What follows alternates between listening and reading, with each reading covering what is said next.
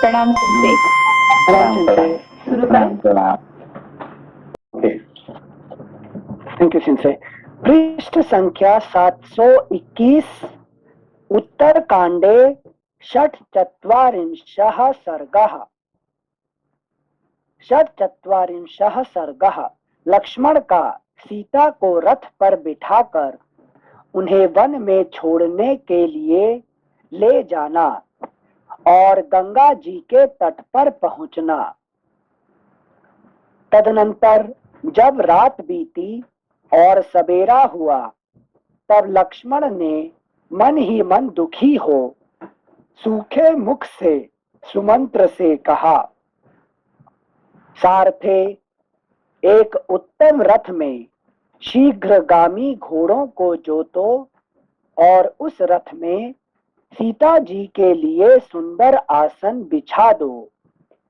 मैं महाराज की आज्ञा से सीता देवी को पुण्यकर्मा महर्षियों के आश्रम पर पहुंचा दूंगा। तुम शीघ्र रथ ले आओ। तब सुमंत्र बहुत अच्छा कहकर तुरंत ही उत्तम घोड़ों से जुता हुआ एक सुंदर रथ ले आए, जिस पर सुखद शैया से युक्त सुंदर बिछावन बिछा हुआ था। श्लोक संख्या 4 फिर से पढ़ रहे हैं।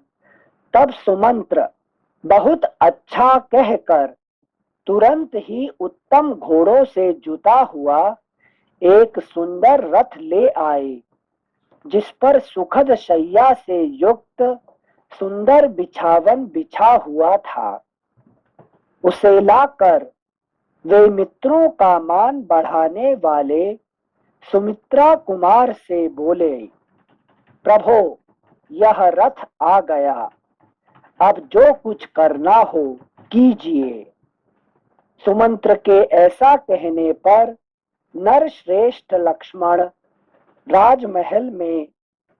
राजमहल में गए और सीता जी के पास जाकर बोले, देवी, आपने महाराज से मुनियों के आश्रमों पर जाने के लिए वर मांगा था और महाराज ने आपको आश्रम पर पहुंचाने के लिए प्रतिज्ञा की थी। देवी विदेह नंदिनी, उस बातचीत के अनुसार मैं राजा की आज्ञा से शीघ्र ही गंगा तट पर ऋषियों के सुंदर आश्रमों तक चलूंगा और आपको मुनिजन सेवित वन में पहुंचाऊंगा। महात्मा लक्ष्मण के ऐसा कहने पर विदेह नंदिनी सीता को अनुपम हर्ष प्राप्त हुआ। वे चलने को तैयार हो गईं। बहुमूल्य वस्त्र और नाना प्रकार के रत्न लेकर वैदेही सीता वन की यात्रा के लिए उद्यत हो गई और लक्ष्मण से बोली, ये सब बहुमूल्य वस्त्र, आभूषण और नाना प्रकार के रत्न धन मैं मुनि पत्नियों को दूंगी।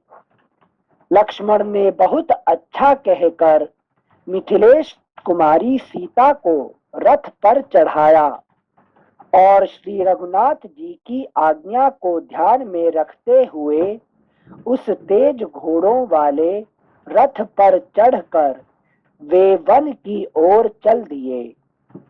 उस समय सीता ने लक्ष्मी वर्धन लक्ष्मण से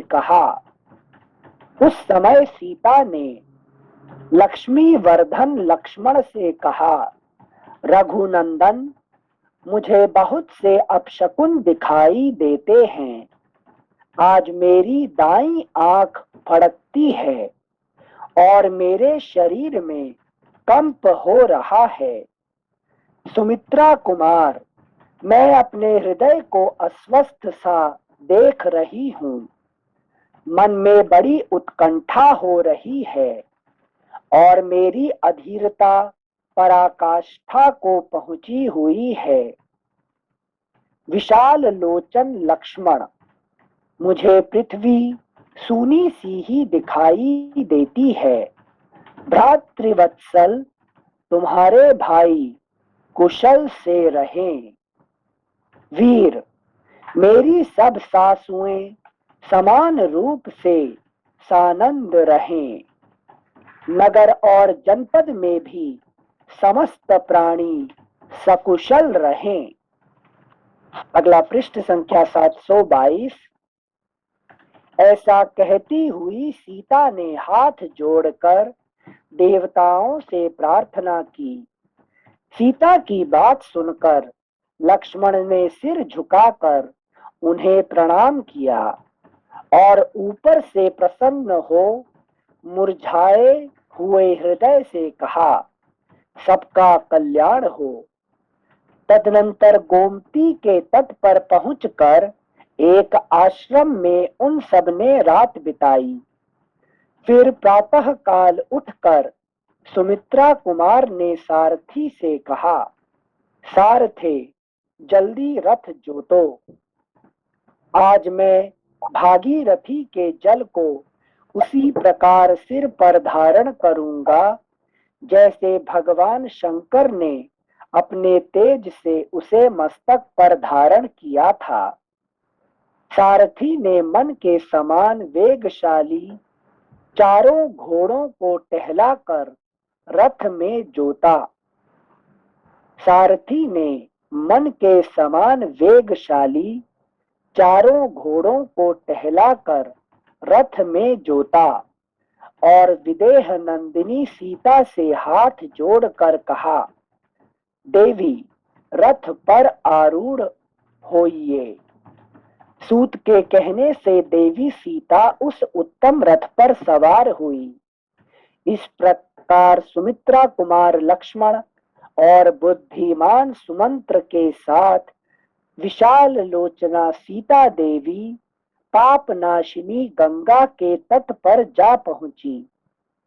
दोपहर के समय भागीरथी की जलधारा तक पहुंचकर लक्ष्मण उसकी ओर देखते हुए दुखी हो उच्च स्वर से फूट फूट कर रोने लगे।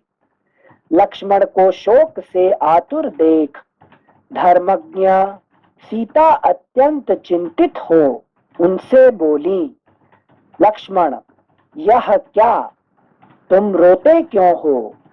गंगा के तट पर आकर तो मेरी चिरकाल की अभिलाषा पूर्ण हुई है।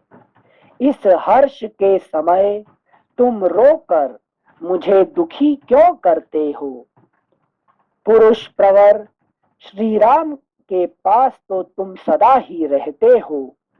क्या 2 दिन तक उनसे बिछुड़ जाने के कारण तुम इतने शोकाकुल हो गए हो?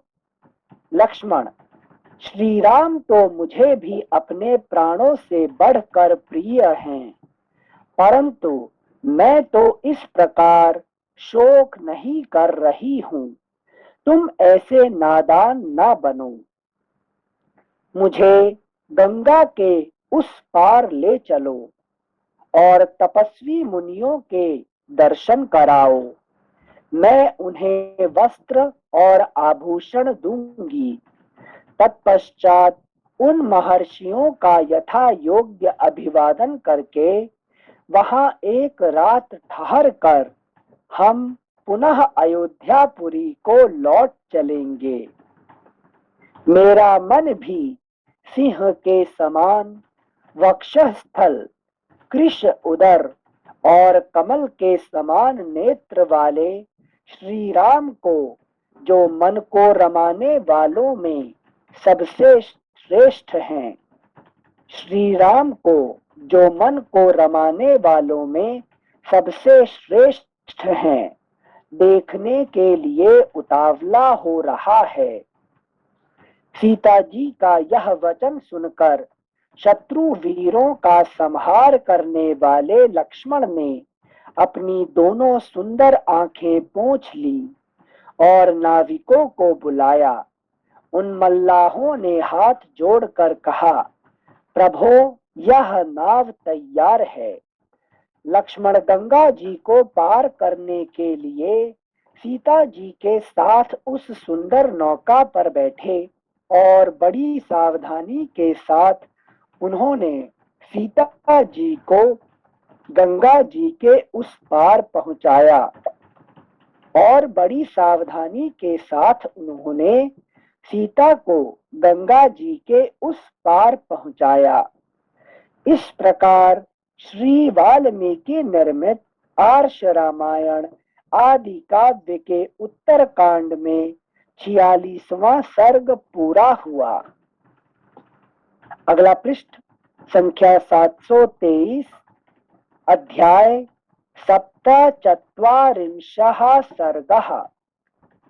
लक्ष्मण का सीता जी को नाव से गंगा जी के उस पार पहुंचाकर बड़े दुख से उन्हें उनके त्यागे जाने की बात बताना।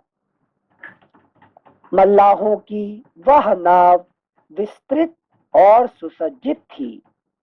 लक्ष्मण ने उस पर पहले सीता जी को चढ़ाया, फिर स्वयं चढ़े। उन्होंने रथ सहित सुमंत्र को वहीं ठहरने के लिए कह दिया और शोक से संतप्त होकर नाविक से कहा, चलो। तदनंतर भागीरथी के उस तट पर पहुंचकर लक्ष्मण के नेत्रों में आंसू भर गए, आंसू भर आए और उन्होंने मिथिलेश कुमारी सीता से हाथ जोड़कर कहा, विदेह नंदिनी, मेरे हृदय में सबसे बड़ा कांटा यही खटक रहा है कि आज रघुनाथ जी ने बुद्धिमान होकर भी मुझे वह काम सौंपा है जिसके कारण लोक में मेरी बड़ी निंदा होगी। इस दशा में यदि मुझे मृत्यु के समान यंत्रणा प्राप्त होती अथवा मेरी साक्षात मृत्यु ही हो जाती तो वह मेरे लिए परम कल्याण कारक होती, परंतु इस लोक निंदित कार्य में मुझे लगाना उचित नहीं था। शोभने यहीं पे उन्होंने क्या कर दिया, उन्होंने देखे 2-3 अगला जन्म तैयार कर उन्होंने मिल गया। एक तो है क्या है, एक तो अगला जन्म का तो ये हो गया है कि नहीं। तो राम जी जो करे ये सही नहीं था, है कि नहीं। तो ये एक था। दूसरा क्या क्या मृत्यु के वर्ण भी पहले उन्होंने वर्ण कर दिए, ठीक है। तो मतलब सबसे पहला मृत्यु उनका ही होने वाला है कि नहीं। इस तरह से सारे अपना है कि नहीं जो बात की अभी फ्यूचर का प्रेडिक्शन हो गया उसमें से, ठीक है ना। हाँ संजय, संजय मतलब इस समय पर लक्ष्मण जी भूल गए थे कि उन्होंने प्रॉमिस क्या किया था भगवान से कि मैं हर कार्य यही तो हम लोग भी जो प्रॉमिस किए थे ये भूल जाते हैं। इसकी वजह से सारे प्रॉब्लम हो रहा है कि नहीं। सब हम लोग जो प्रॉमिस करके आए थे हम पालन करते हैं क्या उसको? बिल्कुल नहीं, नहीं कर रहे हैं, याद यही बात है, ठीक है ना। हाँ, याद ही नहीं है कि नहीं। ये जो जो कुछ हुआ था उनके साथ अभी कुछ भी याद नहीं है, जैसे कि हमारा, ठीक है। हाँ संजय, थैंक यू संजय। श्लोक संख्या 4 एक बार फिर से पढ़ेंगे। विदेह नंदिनी, मेरे हृदय में सबसे बड़ा कांटा यही खटक रहा है कि आज रघुनाथ जी ने बुद्धिमान होकर भी मुझे वह काम सौंपा है जिसके कारण लोक में मेरी बड़ी निंदा होगी। इस दशा में उन्होंने क्या क्या मांगे थे कि जो भी कर्म देंगे मैं सब कुछ करने के लिए तैयार है। हाँ, ठीक है, ऐसा कोई कर्म नहीं जो मैं नहीं करूंगा, है कि नहीं। तो कहे थे और आज कह रहे हैं कि मुझे ऐसा काम दे दिए कि जो कि मुझे निंदा हो जाएगा, है कि नहीं। तो पहले तो उन्होंने कहते कि निंदा हो प्रशंसा हो, सारे काम में करने के लिए तैयार हूँ, ये उनका प्रतिज्ञा था, ठीक है ना। तो वर्ड आता क्या ब्रह्मा जी का, you are special. Thank you sensei. नमस्ते सेंसे। नमस्ते नमस्ते। सिंस लक्ष्मण जी ने अपना ओपिनियन बताया, मतलब कि वो शायद मतलब जो भी आप बोल रहे हैं वो सही नहीं, लेकिन उन्होंने किया तो जो उनका सोचना गलत था और उनका बोलना गलत था, वैसा है। देखिए, जो हम जो कर रहे हैं ये इम्पोर्टेंट नहीं है, करने के समय पे हमने क्या सोच रहे हैं ये इम्पोर्टेंट है कि नहीं। हाँ। जो करना तो अपना हाथ पैर कर रहे हैं, है कि नहीं। हम हाँ, नहीं कर रहे हैं, अपना हाथ पैर कर रहे हैं और कर्म से करवा रहे हैं हम, है कि नहीं। हाँ, मगर हम जो सोच रहे हैं ये हमारा अपना है, बाकी जो जो काम हो रहा है ये अपना नहीं है, ठीक है ना। समझ what is your own, what is your own is what you think, okay, what you do is not yours. समझ। थैंक यू सेंसर। थैंक यू सिंसेर। श्लोक संख्या 5। इस दशा में यदि मुझे मृत्यु के समान यंत्रणा प्राप्त होती अथवा मेरी साक्षात मृत्यु ही हो जाती तो वह मेरे लिए परम कल्याणकारक होती, परंतु इस लोक निंदित कार्य में मुझे लगाना उचित नहीं था। शोभने, आप प्रसन्न हो, मुझे कोई दोष ना दें, ऐसा कहकर हाथ जोड़े हुए लक्ष्मण पृथ्वी पर गिर पड़े। लक्ष्मण हाथ जोड़कर रो रहे हैं और अपनी मृत्यु चाह रहे हैं। यह देखकर मिथिलेश कुमारी सीता अत्यंत उद्विग्न हो उठी और लक्ष्मण से बोली, लक्ष्मण, यह क्या बात है, मैं कुछ समझ नहीं पाती हूँ, ठीक ठीक बताओ। महाराज कुशल से तो है ना। मैं देखती हूँ तुम्हारा मन स्वस्थ नहीं है। मैं महाराज की शपथ दिलाकर पूछती हूँ, जिस बात से तुम्हें इतना संताप हो रहा है वह मेरे निकट सच सच बताओ, मैं इसके लिए तुम्हें आज्ञा देती हूँ।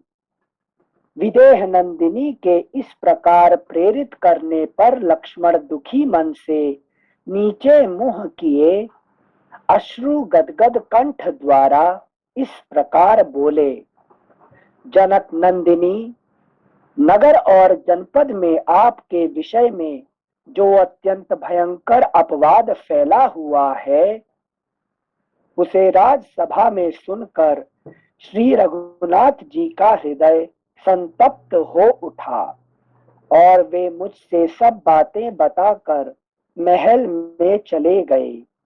देवी, राजा श्री राम ने जिन अपवाद वचनों को दुख ना सह सकने के कारण अपने हृदय में रख लिया है उन्हें मैं आपके सामने बता नहीं सकता, इसीलिए मैंने उनकी चर्चा छोड़ दी। आप मेरे सामने निर्दोष सिद्ध हो चुकी हैं, तो भी महाराज ने लोकापवाद से डरकर आपको त्याग दिया है। देवी, आप कोई और बात न समझें। अब महाराज की आज्ञा मानकर तथा आपकी भी ऐसी ही इच्छा समझकर मैं आश्रमों के पास ले जाकर आपको वहां छोड़ दूंगा। शुभे, यह रहा गंगा जी के तट पर ब्रह्मर्षियों का पवित्र एवं रमणीय तपोवन, आप विषाद ना करें। अगला पृष्ठ संख्या 724। यहाँ मेरे पिता राजा दशरथ के घनिष्ठ मित्र महायशस्वी ब्रह्मर्षि मुनिवर वाल्मीकि रहते हैं। आप उन्हीं महात्मा के चरणों की छाया का आश्रय ले यहाँ सुख पूर्वक रहें। जनकात्मजे, आप यहाँ उपवास परायण और एकाग्र हो निवास करें। देवी, आप सदा श्री रघुनाथ जी को हृदय में रखकर पातिव्रत्य का अवलंबन करें, ऐसा करने से आपका परम कल्याण होगा। इस प्रकार श्री वाल्मीकि निर्मित आर्ष रामायण आदि काव्य के उत्तर कांड में 47वां सर्ग पूरा हुआ। अष्टचत्वारिंशः सर्गः। सीता का दुख पूर्ण वचन, श्री राम के लिए उनका संदेश, लक्ष्मण का जाना और सीता का रोना। लक्ष्मण जी का यह कठोर वचन सुनकर जनक किशोरी सीता को बड़ा दुख हुआ। वे मूर्छित होकर पृथ्वी पर गिर पड़ी। 2 घड़ी तक उन्हें होश नहीं हुआ। उनके नेत्रों से आंसुओं की अजस्र धारा बहती रही। फिर होश में आने पर जनक किशोरी दीन वाणी में लक्ष्मण से बोली, लक्ष्मण, निश्चय ही विधाता ने मेरे शरीर को केवल दुख भोगने के लिए ही रचा है। इसीलिए आज सारे दुखों का समूह मूर्तिमान होकर मुझे दर्शन दे रहा है। मैंने पूर्व जन्म में कौन सा ऐसा पाप किया था अथवा किसका स्त्री से विछोह कराया था, जो शुद्ध आचरण वाली होने पर भी महाराज ने मुझे त्याग दिया है। सुमित्रा नंदन, पहले मैंने वनवास के दुख में पड़कर भी उसे सहकर श्री राम के चरणों का अनुसरण करते हुए आश्रम में रहना पसंद किया था, किंतु सौम्य, अब मैं अकेली प्रियजनों से रहित हो किस तरह आश्रम में निवास करूंगी और दुख में पड़ने पर किससे अपना दुख कहूंगी। प्रभो, यदि मुनिजन मुझसे पूछेंगे कि महात्मा श्री रघुनाथ जी ने किस अपराध पर तुम्हें त्याग दिया है, तो मैं उन्हें अपना कौन सा अपराध बताऊंगी। सुमित्रा कुमार, मैं अपने जीवन को अभी गंगा जी के जल में विसर्जन कर देती, किंतु इस समय ऐसा अभी नहीं कर सकूंगी, क्योंकि ऐसा करने से मेरे पति देव का राजवंश नष्ट हो जाएगा। किंतु सुमित्रा नंदन, तुम तो वही करो जैसी महाराज ने तुम्हें आज्ञा दी है। तुम मुझ दुखिया को यहाँ छोड़कर महाराज की आज्ञा के पालन में ही स्थिर रहो और मेरी यह बात सुनो। मेरी सब सासुओं को समान रूप से हाथ जोड़कर मेरी ओर से उनके चरणों में प्रणाम करना, साथ ही महाराज के भी चरणों में मस्तक नवाकर मेरी ओर से उनकी कुशल पूछना। लक्ष्मण, तुम अंतःपुर की सभी वंदनीय स्त्रियों को मेरी ओर से प्रणाम करके मेरा समाचार उन्हें सुना देना, तथा जो सदा धर्म पालन के लिए सावधान रहते हैं, महाराज को भी मेरा यह संदेश सुना देना। रघुनंदन, वास्तव में तो आप जानते ही हैं कि सीता शुद्ध चरित्रा है, सर्वदा ही आपके हित में तत्पर रहती है और आपके प्रति परम प्रेम भक्ति रखने वाली है। अगला पृष्ठ संख्या 725, श्लोक संख्या 13। वीर, आपने अपयश से डर कर ही मुझे त्यागा है, अतः लोगों में आपकी जो निंदा हो रही है अथवा मेरे कारण जो अपवाद फैल रहा है, उसे दूर करना मेरा भी कर्तव्य है, क्योंकि मेरे परम आश्रय आप ही हैं। लक्ष्मण, तुम महाराज से कहना कि आप धर्म पूर्वक बड़ी सावधानी से रहकर पूर्ववासियों के साथ वैसा ही बर्ताव करें जैसा अपने भाइयों के साथ करते थे। यही आपका परम धर्म है और इसी से आपको परम उत्तम यश की प्राप्ति हो सकती है। राजन, पूर्वासियों के प्रति धर्मानुकूल आचरण करने से जो पुण्य प्राप्त होगा वहां आपके लिए उत्तम धर्म और कीर्ति है। पुरुषोत्तम, मुझे अपने शरीर के लिए कुछ भी चिंता नहीं है। रघुनंदन, जिस तरह पूर्ववासियों के अपवाद से बचकर रहा जा सके उसी तरह आप रहें। स्त्री के लिए तो पति ही देवता है, पति ही बंधु है, पति ही गुरु है, इसलिए उसे प्राणों की बाजी लगाकर भी विशेष रूप से पति का प्रिय करना चाहिए। मेरी ओर से सारी बातें तुम श्री रघुनाथ जी से कहना और आज तुम भी मुझे देख जाओ। मैं इस समय ऋतु काल का उल्लंघन करके गर्भवती हो चुकी हूँ। सीता के इस प्रकार कहने पर, श्लोक संख्या 18 फिर से पढ़ रहे हैं। मेरी ओर से सारी बातें तुम श्री रघुनाथ जी से कहना और आज तुम भी मुझे देख जाओ। मैं इस समय ऋतु काल का उल्लंघन करके गर्भवती हो चुकी हूँ। सीता के इस प्रकार कहने पर लक्ष्मण का मन बहुत दुखी हो गया। उन्होंने धरती पर माथा टेक कर प्रणाम किया। उस समय उनके मुख से कोई भी बात नहीं निकल सकी। उन्होंने जोर जोर से रोते हुए ही सीता माता की परिक्रमा की और 2 घड़ी तक सोच विचार कर उनसे कहा, शोभने, आप यह मुझसे क्या कह रही हैं?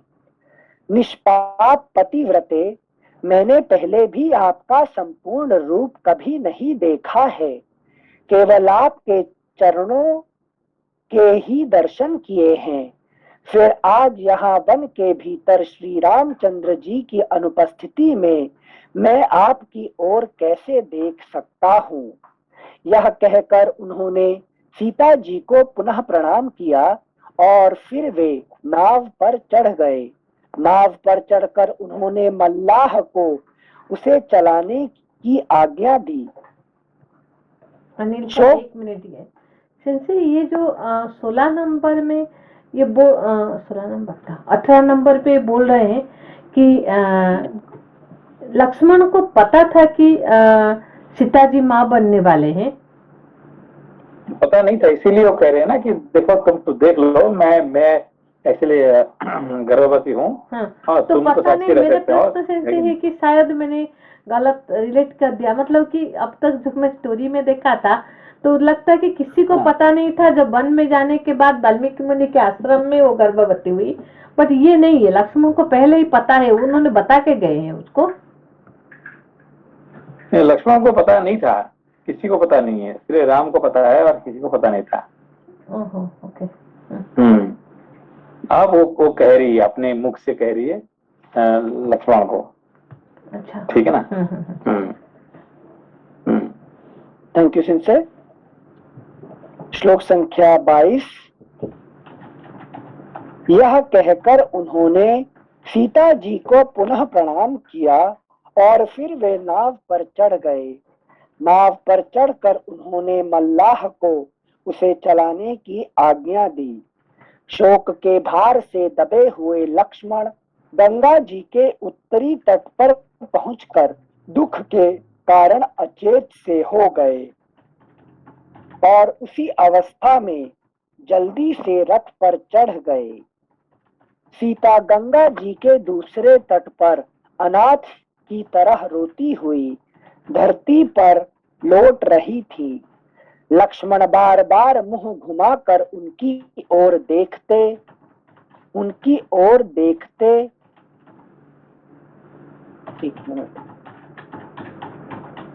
लक्ष्मण बार बार मुंह घुमाकर उनकी ओर देखते हुए चल दिए। श्लोक संख्या 25। रथ और लक्ष्मण क्रमशः दूर होते गए। सीता उनकी ओर बारंबार देखकर उद्विग्न हो उठी। उनके अदृश्य होते ही उन पर गहरा शोक छा गया। अब उन्हें कोई भी अपना रक्षक नहीं दिखाई दिया। अतः यश को धारण करने वाली वे यशस्विनी सती सीता दुख के भारी भार से दबकर चिंतामग्न हो मयूरों के कलनाद से गूंजते हुए उस वन में जोर जोर से रोने लगी। इस प्रकार श्री वाल्मीकि निर्मित आर्ष रामायण आदि काव्य के उत्तर कांड में 48वां सर्ग पूरा हुआ। अगला पृष्ठ संख्या 726 एकोनपंचाशः सर्गः। मुनि कुमारों से समाचार पाकर वाल्मीकि का सीता के पास आ उन्हें सांत्वना देना और आश्रम में लिवा ले जाना। सेंसे शायद हम ये कल पढ़ रहे थे, तब आप एक बात समझाए थे कि अगर हमें इसका ज्ञान हो जाए कि जो मैनिफेस्ट हो रहा है सभी प्रारब्ध है, तो देवता हो जाते हैं। आप वो एक सेंटेंस समझाए थे।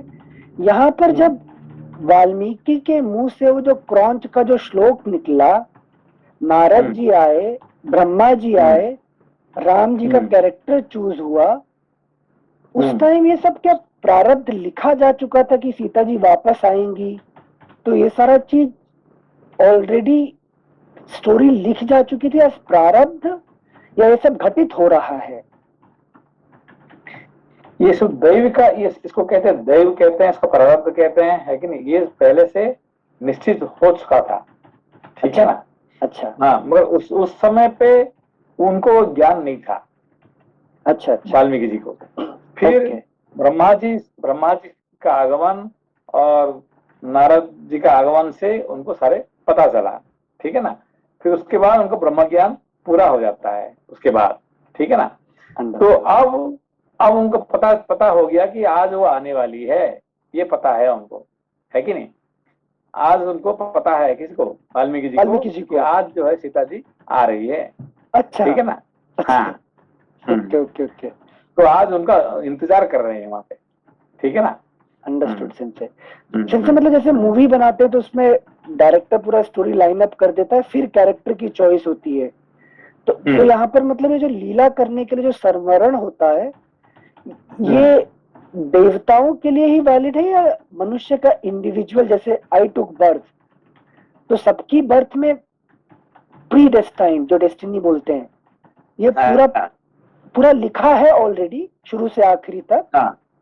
हाँ, तो मेरा कृत्य सब कुछ लिखा है, मगर इसको साधारण मनुष्य की बस की बात नहीं है, वो नहीं जान सकता है कि नहीं?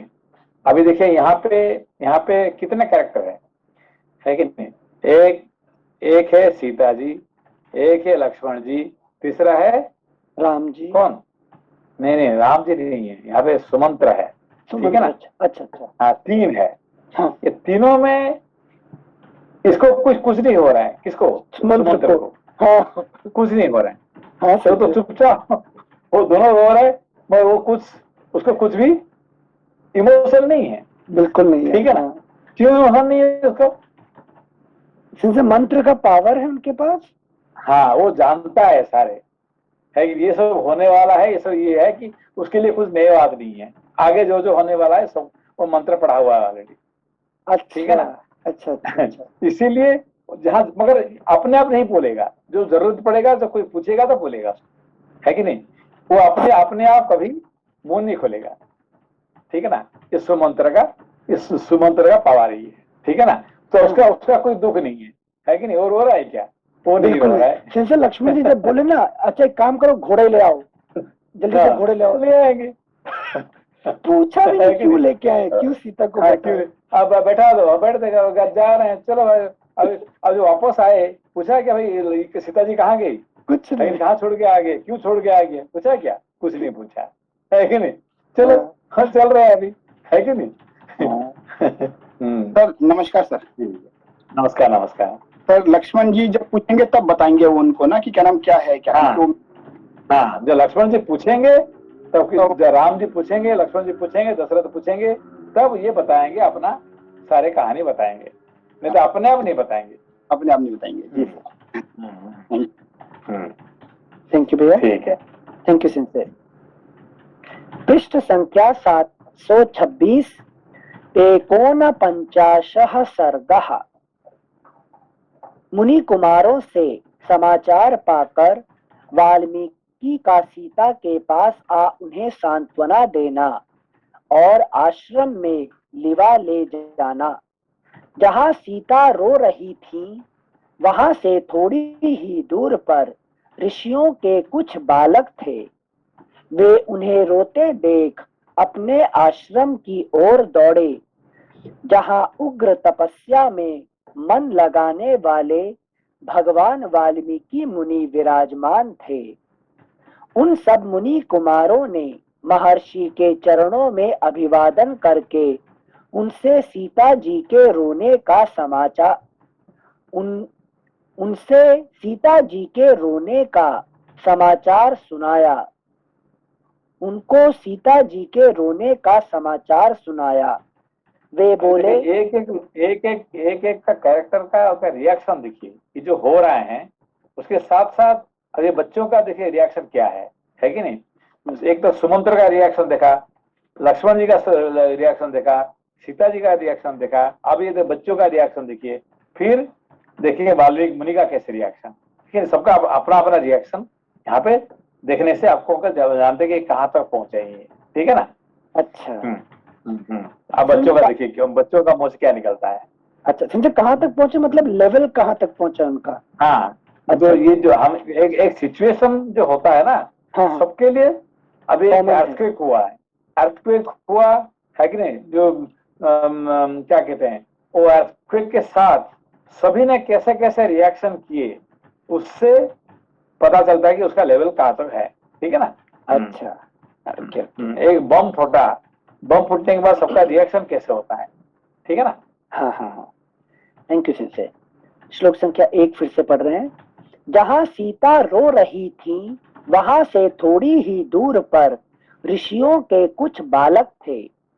वे उन्हें रोते देख अपने आश्रम की ओर दौड़े, जहाँ उग्र तपस्या में मन लगाने वाले भगवान वाल्मीकि मुनि विराजमान थे।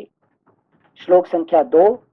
उन सब मुनि कुमारों ने महर्षि के चरणों में अभिवादन करके उनसे सीता जी के रोने का समाचार सुनाया। वे बोले, भगवान, गंगा तट पर किन्हीं महात्मा नरेश की पत्नी है। गंगा तट पर किन्हीं महात्मा नरेश की पत्नी है, जो साक्षात लक्ष्मी के समान जान पड़ती हैं। अभी देखिए, इसको सुनने के बाद अब क्या समझ रहे होंगे बच्चे के बारे में। बहुत हाई लेवल है कि नहीं। नहीं देखिए, अभी ये बच्चे क्या कर रहे थे। पहली बात है, इंतजार कर रहे थे। किसका बच्चे हैं। हाँ। हैं सीता जी के। देखिए, बाकी जो तपस्वी लोग तपस्या कर रहे हैं, है कि नहीं। हाँ। जो खाना बनाने वाले खाना बना रहे हैं, ये कर रहे हैं। बच्चे क्या कर रहे हैं, क्या खेल खेल रहे थे, है कि नहीं। तो वहां खेल खेलते खेलते देखेगी ऐसे ऐसे चीजें, तो उनका रिएक्शन पहला रिएक्शन है। ठीक है ना। वहां को ऋषि मुनियों का रिएक्शन ये देखे नहीं है, ये पहले कौन देखा, बच्चे, है कि नहीं। हाँ देखिए, राजा नृग ने, है कि नहीं, पानी में, है कि कुएं में गिरे हुए थे, और कौन देखा उसको, बच्चे ने देखा सब, है कि नहीं, है कि नहीं। देखे जाके भगवान कृष्ण को कहते हैं, है कि नहीं। तो इस तरह से और है कि नहीं, ये पहला रिएक्शन कौन है, ये बच्चे हैं। ठीक है ना। हाँ हाँ, थैंक यू सिंसे। एक छोटा सा कि सीता जी को आश्रम जाना था, पहले से उनके मन में इच्छा थी, और राम जी ने भी उनकी इच्छा दूसरे तरीके से पूरी की। तो अब आश्रम के नजदीक तो अब तो हंसते हंसते जाना चाहिए आश्रम में, अब तो रोना नहीं चाहिए। नहीं, अभी देखिए यही तो है, ये जो सीता जी अभी जो कर्म कर रहे हैं, सीता जी, राम जी, क्या लक्ष्मण जी, सब क्या है, ये मनुष्य का लीला कर रहे हैं। तो मनुष्य में क्या होता है कि हमारे मनुष्य क्या होता है, मनुष्य, ऋषि, देवता, इनमें फर्क क्या है कि मनुष्य ने 50% हमारे पास पुण्य कर्म है, 50% पाप कर्म है।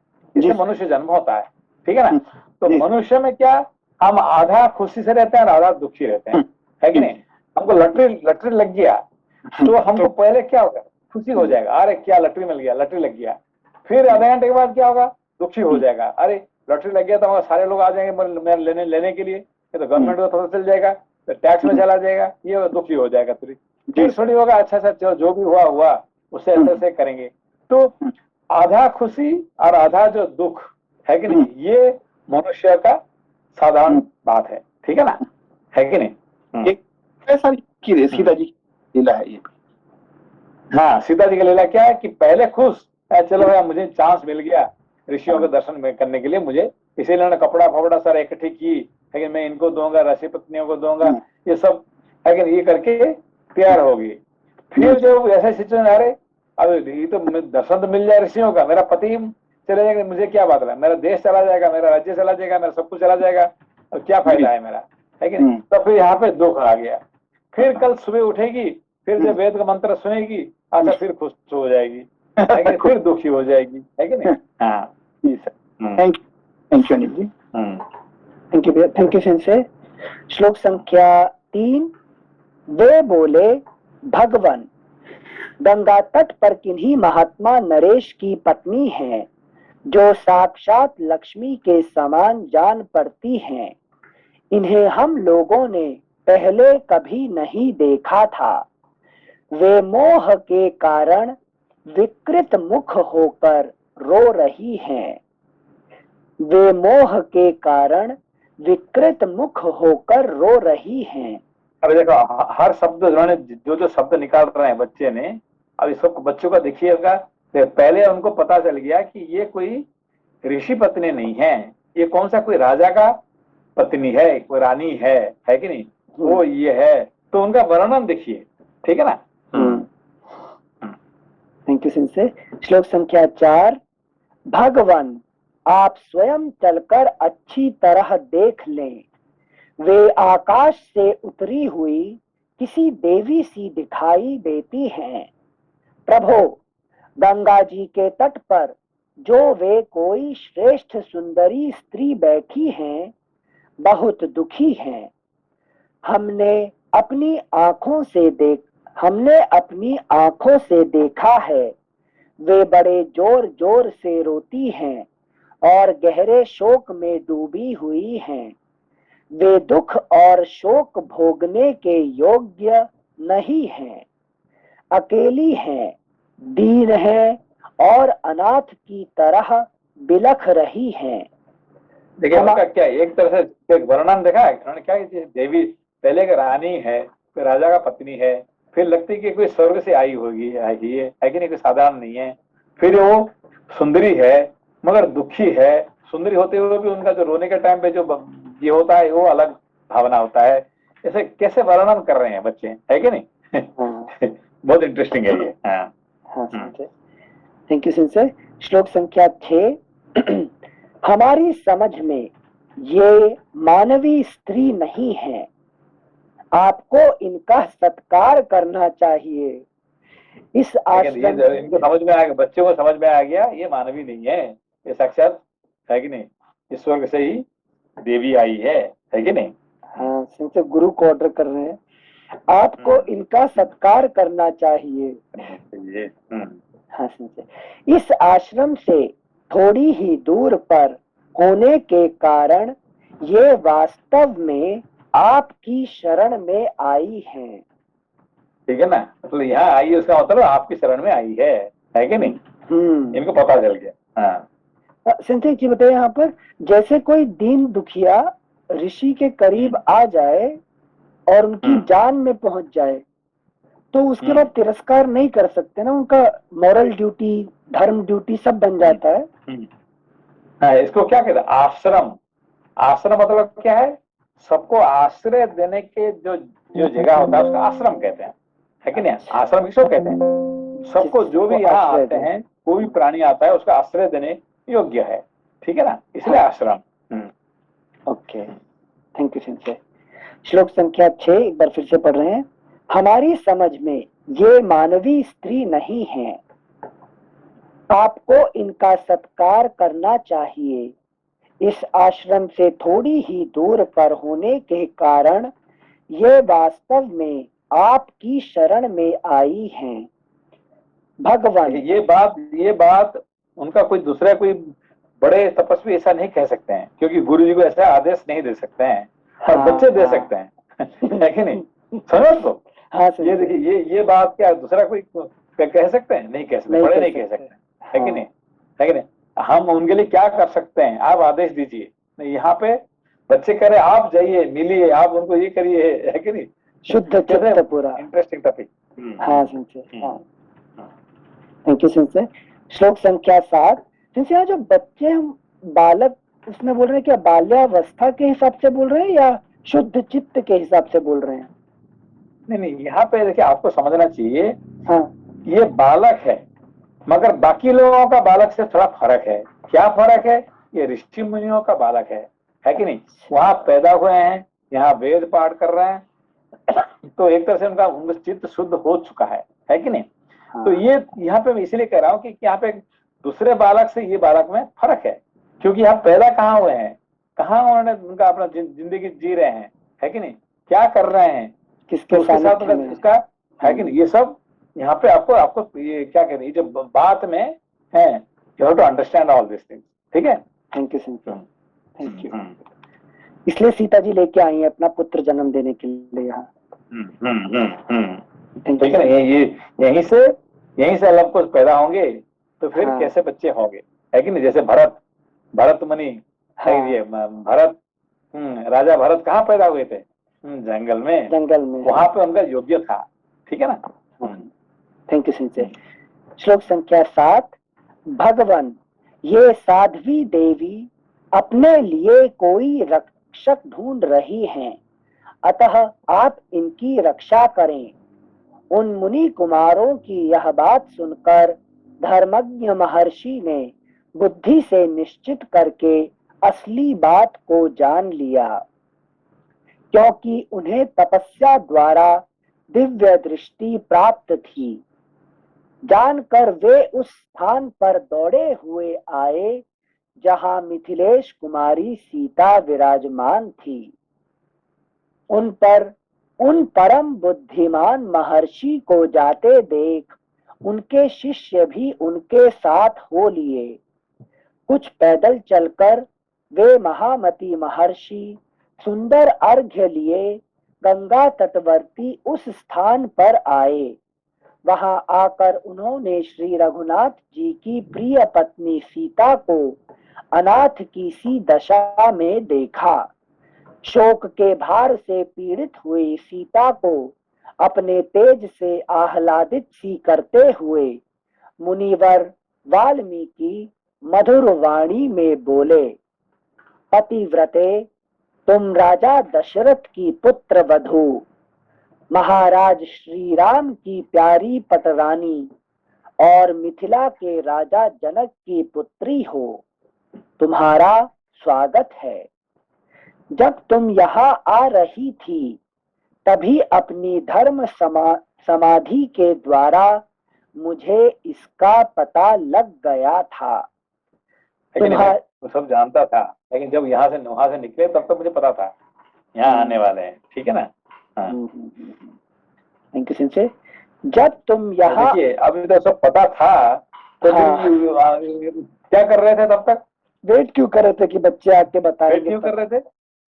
क्योंकि मीरा का संवरण प्रारब्ध अपने हिसाब से खुलेगा आके एक एक करके। वो नहीं है। अभी देखिए, उनको वो आई और ये दौड़ के जाएंगे तो फिर क्या होगा, है कि नहीं? उनका ऋषित्व वहां पे नाम खराब हो जाएगा।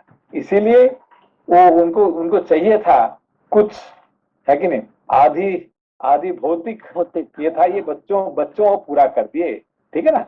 तो बच्चों से कहने से हो गए। ठीक, समझ गई बात को? यहाँ पे थोड़ा और विवेचना से इसकी ऋषित्व कैसे खत्म होगा संजय? अब देखिए, तो जानते तो थे कौन ये आ रही है। हाँ, तो ये दौड़ भाग के जाके उसको तो मिलना चाहिए था ना। अच्छा, है कि नहीं? हाँ। तो उससे है कि नहीं, वो उनका, है कि नहीं? तो फिर वहां पे उनका लोक निंदा, उनका नाम वहां पे उनका ये हो जाता था। ठीक है ना? अच्छा तो इसीलिए उन्होंने क्या किए कि वेट कर रहे थे। किसके वेट कर रहे थे? कोई आके बच्चों हमें का। खबर दे, बच्चे आके, ठीक है ना। तो अच्छा। ऐसे ही, हाँ हाँ, ओके ओके, मतलब सिंसे ईश्वर जो आते हैं तो ऋषि आते हैं, वो भी आदि भौतिक जब एग्जीक्यूट होगा वो सारी चीजें, तभी लीला का संवरण करते हैं, वो डायरेक्ट नहीं चमत्कार करते। क्योंकि आदि भौतिक जब पूरा नहीं होता तो आदि आध्यात्मिक, आदि दैविक जो है ना, उसका ऊपर ही, आदि भौतिक का ऊपर ही होता है, ठीक है ना। अच्छा अच्छा अच्छा अच्छा, थैंक यू सिंसे। श्लोक संख्या 11। पतिव्रते, तुम राजा दशरथ की पुत्र वधू, महाराज श्री राम की प्यारी पटरानी और मिथिला के राजा जनक की पुत्री हो। तुम्हारा स्वागत है। जब तुम यहाँ आ रही थी तभी अपनी धर्म समाधि के द्वारा मुझे इसका पता लग गया था।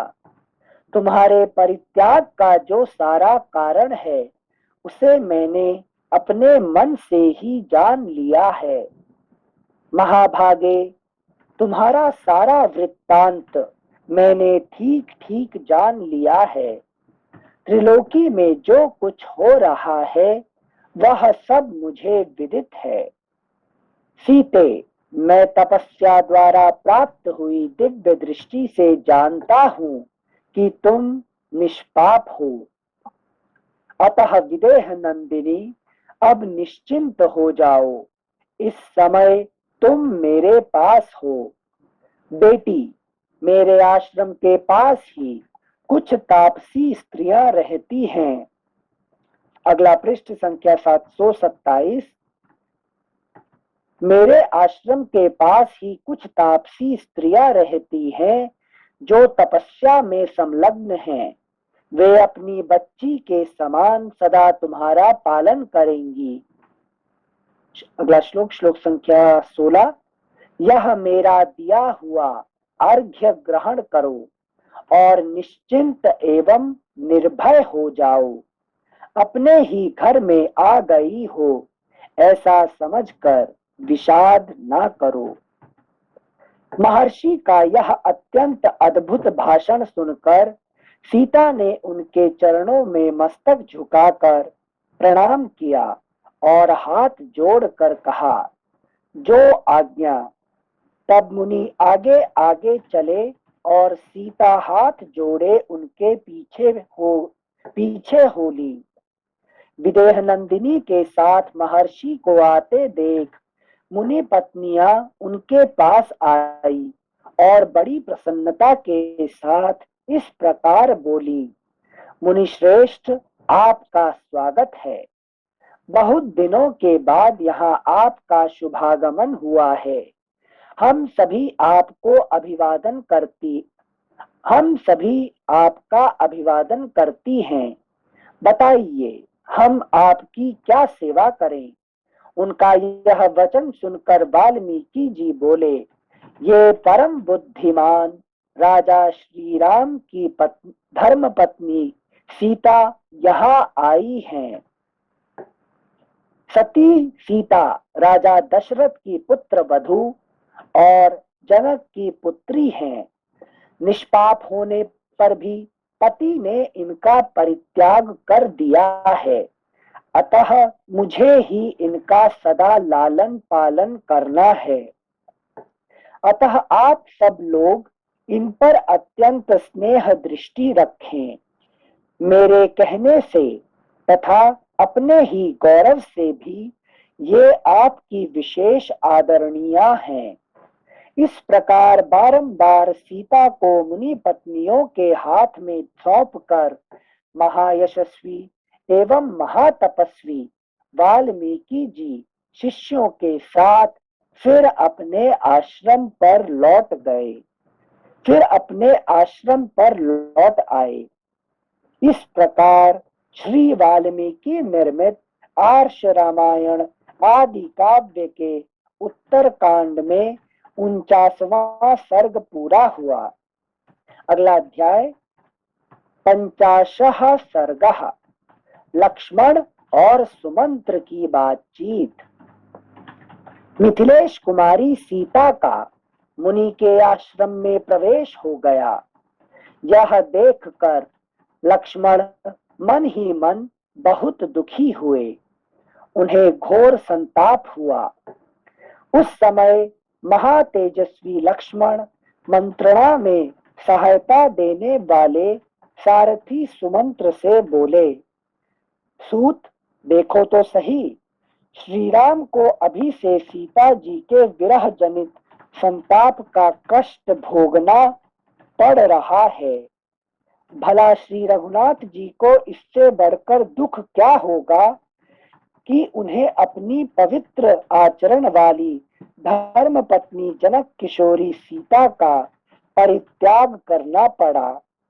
सारथे, रघुनाथ जी को सीता का जो यह नित्य वियोग प्राप्त हुआ है, इसमें मैं दैव को ही कारण मानता हूँ, क्योंकि दैव का विधान दुर्लंघ्य होता है। जो श्री रघुनाथ जी कुपित होने पर देवताओं, गंधर्वों तथा राक्षसों सहित असुरों का भी संहार कर सकते हैं, वे ही दैव की उपासना कर रहे हैं, उसका निवारण नहीं कर पा रहे हैं। लोग चाहते तो उसको बदल सकते हैं, तो भी वो नहीं कर रहे हैं। यही बात है कि नहीं? यही राम लीला का स्पेशलिटी है कि नहीं? मनुष्य का लीला कर रहे हैं, ठीक है ना? हाँ। वो क्या कह रहे हैं? चाहते हैं तो उसको रुकवा सकते हैं, तो भी वो है कि नहीं, वो सब कुछ मान के मनुष्य से जी रहे हैं, ठीक है? अच्छा। संजय जी बताइए, राम जी तो हम तो ईश्वर रूप जो भी मनुष्य की लीला कर रहे हैं वो समझ पा रहे हैं। ये जो आध्यात्म अपने लेवल पे अगर सोचने जाएं, जो हम आत्मा रूप होते हुए भी शरीर के अंदर छोटे रूप में प्रारब्ध के अंदर रहकर एक्सेप्ट करके चलते हैं, उससे सिचुएशन कैसे डिफरेंट है सिंसे कि हम चेंज नहीं करना चाहते हैं कुछ भी? ये ना कि देखिए, ये आप जानबूझ के कर रहे हैं कि अनजान में कर रहे हैं, यही बात है। लेकिन आप जानबूझ के कर रहे हैं तो फिर लीला हो रहा है, और अज्ञान से कर रहे हैं तो फिर ये मोह हो रहा है। लेकिन मोह से कर रहे हैं कि लीला कर रहे हैं।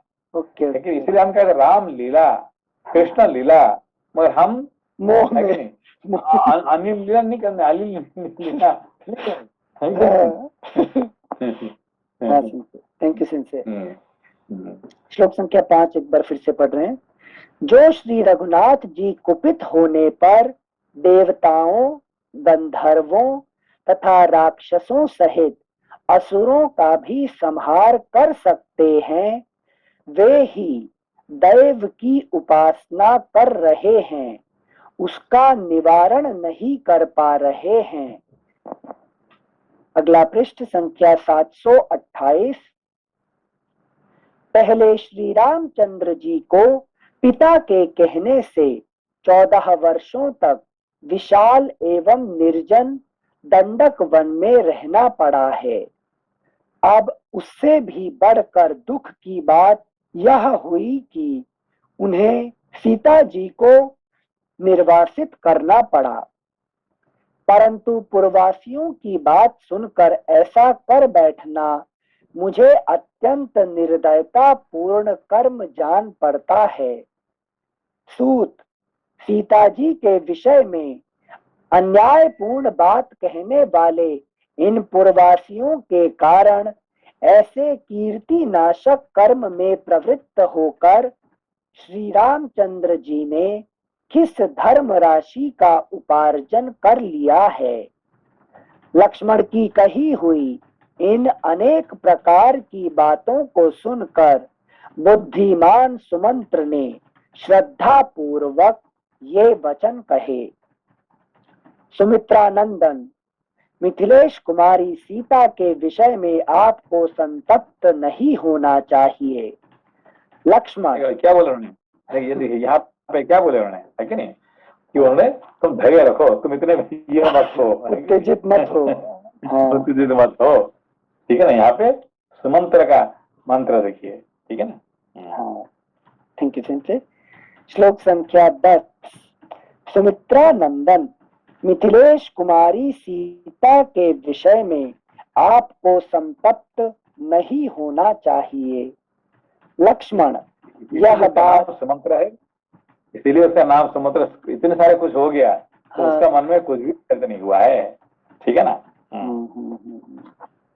Thank you Sanjay. लक्ष्मण, यह बात ब्राह्मणों ने आपके पिताजी के सामने ही जान ली थी। यह बात मतलब ये जो बात है ये नई बात नहीं है, ये बहुत पुरानी बात है। ये आपको पिताजी के सामने ही ये बात हुआ था, एक ही नहीं, बहुत पुरानी बात है कि नहीं। मंत्र दृष्टा रहा। Thank you Sanjay. यह बात ब्राह्मणों ने आपके पिताजी के सामने ही जान ली थी। श्लोक संख्या 11। उन दिनों दुर्वासा जी ने कहा था कि श्री राम निश्चय ही अधिक दुख उठाएंगे, प्रायः उनका सौख्य छिन जाएगा। महाबाहु श्री राम को शीघ्र ही अपने प्रियजनों से वियोग प्राप्त होगा। सुमित्रा, समझ में उनका सुख छिन जाएगा, उनका सुख छिन जाएगा। और महाबाहु श्री राम को शीघ्र ही अपने प्रियजनों से वियोग प्राप्त होगा। श्री राम किस इवेंट के लिए दुर्वासा जी ने शाप दिया था? ये आगे ये बता रहे हैं, ये पूरा दुर्वासा जी जो कह रहे हैं, हाँ, है कि नहीं, इसका पूरा इवेंट कह रहे हैं, ठीक है ना। अच्छा अच्छा, ओके। यहाँ से एक नया इवेंट शुरू होगा, ठीक है ना। हाँ संजय, थैंक यू संजय। श्लोक संख्या 11 फिर से पढ़ रहे हैं। उन दिनों दुर्वासा जी ने कहा था कि श्री राम निश्चय ही अधिक दुख उठाएंगे, प्रायः उनका सौख्य छिन जाएगा। महाबाहु श्री राम को शीघ्र ही अपने प्रियजनों से वियोग प्राप्त होगा। सुमित्रा कुमार, धर्मात्मा महापुरुष श्री राम दीर्घ काल बीतते बीतते तुमको, मिथिलेश कुमारी को तथा भरत और शत्रुघ्न को भी त्याग देंगे। दुर्वासा, तुम अपने है कि अपने बारे में सोचो, नहीं पिताजी के बारे में क्या सोच रहे हैं। जैसे नारद मुनि इसको कहते हैं, विदुर जी कहते हैं कि देखो तुम अपने बारे में सोचो, है कि नहीं। हाँ, श्लोक संख्या 12 एक बार फिर से पढ़ रहे हैं।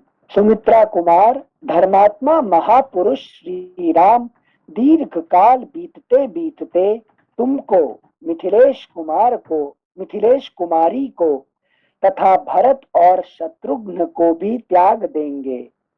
दुर्वासा ने जो बात कही थी उसे महाराज दशरथ ने तुमसे, शत्रुघ्न से और भरत से भी कहने की मनाही कर दी थी।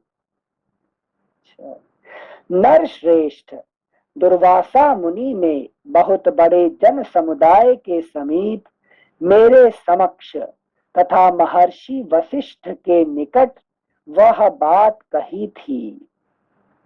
दुर्वासा मुनि की वह बात सुनकर पुरुष प्रवर दशरथ ने मुझसे कहा था कि सूत, तुम्हें दूसरे लोगों के सामने इस तरह की बात नहीं कहनी चाहिए। सौम्य, उन लोकपालक दशरथ के उस वाक्य को मैं झूठा न करूं, यह मेरा संकल्प है। इसके लिए मैं सदा सावधान रहता हूं। सौम्य रघुनंदन, यद्यपि यह बात मुझे आपके सामने सर्वथा ही नहीं कहनी चाहिए, तथापि यदि आपके मन में यह सुनने के लिए श्रद्धा, उत्सुकता हो तो सुनिए। यद्यपि पूर्व काल में महाराज ने इस रहस्य को दूसरों पर प्रकट न करने के लिए आदेश दिया था, तथापि आज मैं वह बात कहूंगा। दैव के विधान को लांघना बहुत कठिन है, जिससे यह दुख और शोक प्राप्त हुआ है। भैया, तुम्हें भी भरत और शत्रुघ्न के सामने यह बात नहीं कहनी चाहिए। सुमंत्र का यह गंभीर भाषण सुनकर सुमित्रा कुमार लक्ष्मण ने कहा, सुमंत्र जी, जो सच्ची बात हो उसे आप अवश्य कहिए। इस प्रकार श्री वाल्मीकि निर्मित आर्ष रामायण आदि काव्य के उत्तर कांड में 50वां सर्ग पूरा हुआ। अगला पृष्ठ। इसलिए जो भी कांड होता है सबको, सबके बारे में सुमंत्र को ज्ञान होता है, ठीक है ना, और वो जानते हुए भी किसी के सामने कुछ बोलते नहीं थे, है कि इसीलिए वो फेमस थे, ठीक है ना। अच्छा संजय एक मिनट, दुर्वासा जी ने सुमंत्र जी को बताया? नहीं, सुमंत्र जी का नहीं, सबके सामने बताया उसी समय पे, सबके सामने। दुर्वासा जी किसी के सामने नहीं बोलते, वो सबके सामने बोलते हैं, ठीक है ना। तो ये उस समय पे ये थे कौन? सुमंत्र जी थे वहां पे। हाँ, क्योंकि गाड़ी चला के जाना पड़ता है ना, ड्राइवर हमेशा प्रेजेंट रहते हैं कि नहीं। ड्राइवर को सब कुछ पता होता है कि नहीं। इसीलिए सही ड्राइवर बहुत जरूरी है कि नहीं। अभी जैसे अभी बाकी किसको पता हो ना हो, मोदी का ड्राइवर को सब कुछ पता होगा कि नहीं होगा? पूरी तरह से चलते। इसीलिए अमित शाह को रखते हैं ना साथ में। इसीलिए अमित शाह को बोलते हैं ड्राइवर जो ड्राइवर होता है वो उसको सब कुछ पता चलता है, ठीक है ना। हाँ। अभी दशरथ जी ने बोला था कि किसी को बताना मत, तुम्हें मालूम है ये बात। हाँ, मगर अभी दशरथ अभी क्या हुआ कि अभी वो बताते नहीं है, मगर जब कोई बड़ी बुरी तरह से फंसता है, अभी नहीं बताएंगे तो फिर कब बताएंगे? अभी तो बताना पड़ेगा ना। अभी नहीं है, वो भी नहीं है यही बात। नहीं, वो होते भी नहीं एक्चुअली, अभी तक छुपा कर रखे थे, मगर अब तो कहना पड़ेगा, क्योंकि उसको दुखी हो गए कौन? लक्ष्मण जी। सही समय है, उनका दुख दूर करने के लिए उनको कहना पड़ेगा जी, ठीक है ना। जी। हाँ, ठीक है, ओके, थैंक यू सेंसे, प्रणाम सेंसे। थैंक यू, नमस्ते सेंसे, फिर परसों पढ़ेंगे।